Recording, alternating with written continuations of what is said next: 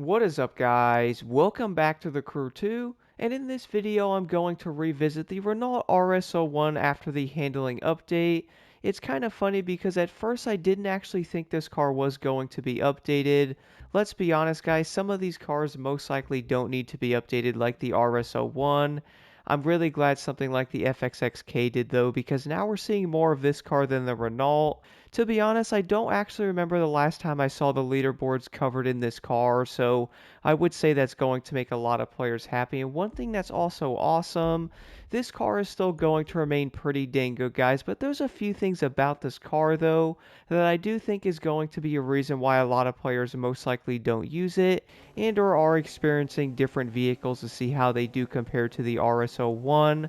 Don't get me wrong, though, this car is still going to be insanely good, but I really do think a lot of players are definitely going to be trying out different vehicles. So the top speed on this Renault is going to be pretty dang high. I managed to get this car to hit 265. And with this RS01 having a higher top speed, I would say it's going to make a lot of players wonder if they should pick this car over the S7R. To be honest, guys, I would probably say a lot of players are most likely not picking the RS01 over the Celine.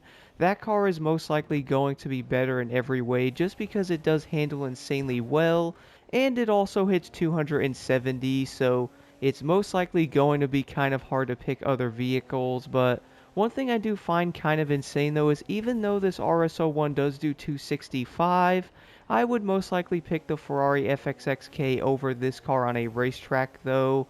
And it's kind of funny because yes, that thing is about 14 miles per hour slower, and I do feel like on a racetrack that really isn't going to matter all that much because, well, you're most likely going to be aiming for as much power as you can around the corners, and a car that can actually get around those corners with more agility and or more speed is definitely going to be a lot better than actually going faster on a straightaway. So I do feel like a lot of players are most likely going to stick to other vehicles.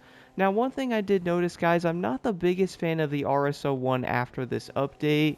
I was noticing, yes, this thing does go around corners insanely well like it did before, but something about the stability of this car seems slightly off to me in some areas. So now one thing I do want to mention though, I'm not saying the Renault is going to be a bad vehicle because this thing is still probably going to be easily top 10 in this class even after this update. And I do feel like we're going to see some of this car popping up in certain leaderboards, but to be honest, guys, I would say a lot of players are most likely not picking the Celine over this car. And for me, one of my favorite touring cars at the moment is by far going to be the Acura NSX. I love the way that car does feel going around corners, plus it basically feels like you can go a lot faster than you can, and I really do love having that extra boost with some of the vehicles. Plus, I do feel like a lot of players actually want to test out other vehicles because back in the day, the RS01 was definitely considered like the meta of the touring car class, at least for a long time. I actually have a video of this being like the best touring vehicle back in the day, so the RS01 is definitely not going to be slept on even to this day, guys, because it's still pretty dang good. It also has one of the higher top speeds of the touring cars, so that's definitely going to be an advantage on those US Speed Tour races. But overall, guys, I would like to know your thoughts on the RS01 in the comments below. Do you guys think this car is still going to be one of the best in the entire class? And do you guys think the Renault is still going to hold that top spot in the touring car class against something like the Celine? Or do you think after that update that many of these touring cars can easily compete against this car as well? For me, I would easily pick the Acura NSX over this car.